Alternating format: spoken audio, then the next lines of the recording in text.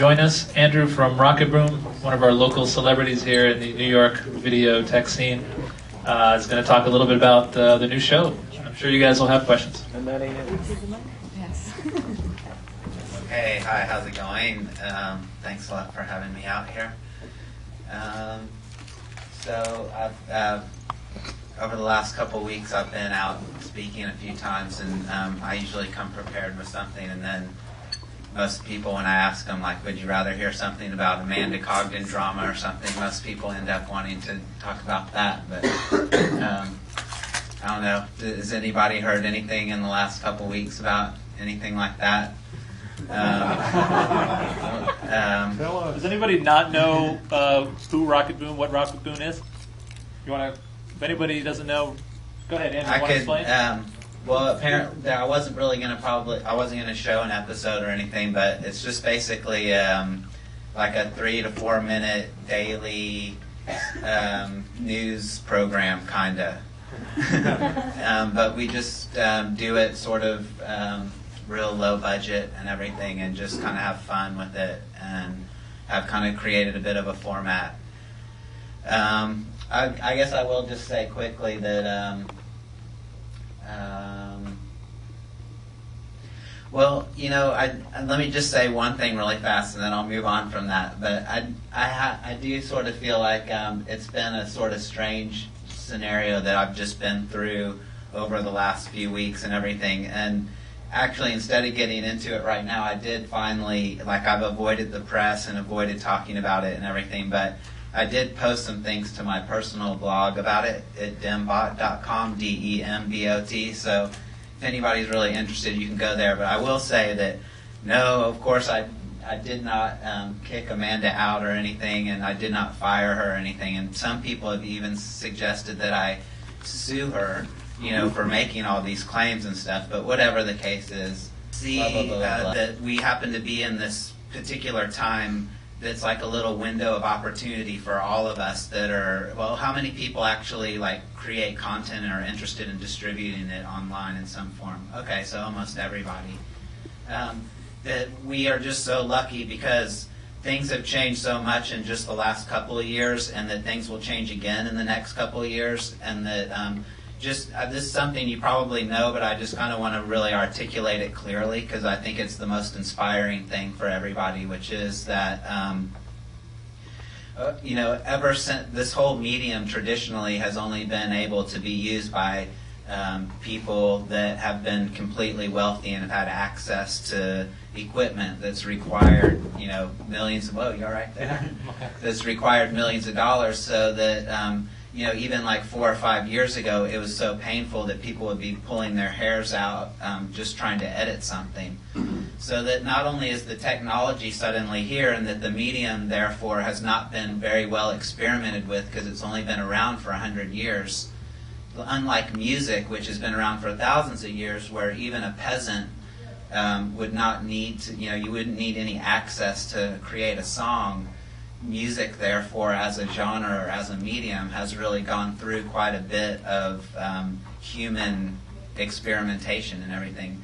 But again, because this visual medium, which seems to be so powerful, has had so little play, and that now also because the technology is finally, over in the last few years, cheap enough to where we can have access to it.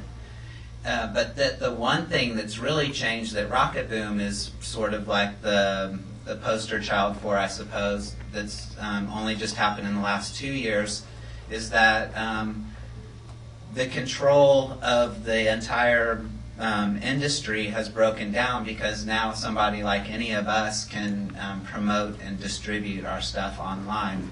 It's just sort of like what the music industry went through 4 years ago or whenever with MP3.com, when suddenly the music industry was originally just 5 companies that controlled everything, and then suddenly now, because the tools were cheap enough, blah, blah, blah. Anyway, you know where I'm going with all of this. So that the point that I wanted to iterate is that the big shift here now is that content itself will change, like the things that content is consumed for, like it's not just pure entertainment or pure information.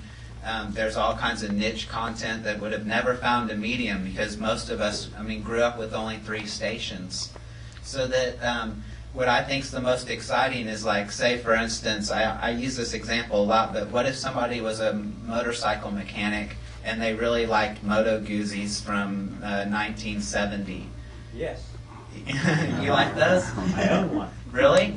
Okay, so you might be actually interested in checking out some mechanic that had a weekly show that was just about like how he changed out parts and everything, and he wouldn't have to be a professional at all, and you wouldn't care about the production quality because you'd just be going there to see, what his little tutorial was, if he could do it in a compelling way.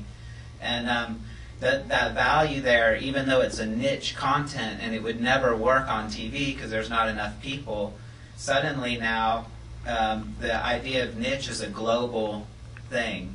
I probably have hit about 5 minutes, but so therefore, if you could find your niche, your hobby, your interest, or whatever, and dive in right now during this small window of opportunity where there's hardly anybody else out there, you can do a show sort of like Rocketboom or like some of the other ones that were shown on Blip, because there's nobody else out there right now. It's like this is the time to really just jump on it and go, go, go. Especially the more niche you get, the more wide open it is and the fewer people that are out there. So that's kind of what I wanted to say. And otherwise, just take a few questions.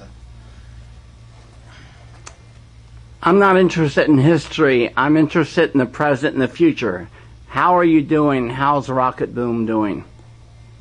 How's just Rocketboom in particular? Right.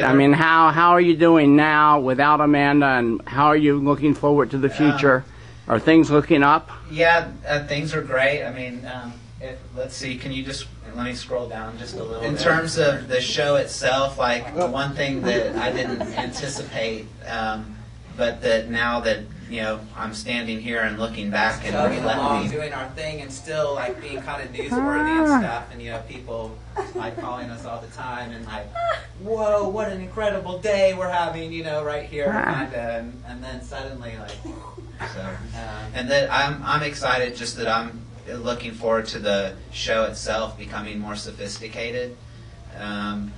That the more like more of an authoritative view, although still having a lot of the same qualities. Because if anybody's interested, I've sort of I got really mad one day and was like, but I've written 90% and I've directed 90%, and this was my idea and all this stuff or whatever. I just on the defense, something I've never really been outspoken about. But it's all there on that website. Great. So I just sold another week of advertising today. We'll talk about like the release of it tomorrow. And basically, so we're getting over $40,000 per week for just advertising. And I've sold now 4 of those weeks since March, but it just goes very slow. There it is, right here. So like what we're up to, this was before that big spike, is $85,000 per week per 5 days of commercials, but that includes our creative, like we're creating the 5 commercials. If we didn't create them, then it would be $60,000. And so I've gotten 1 of these, and then I've gotten 3 of the $40,000.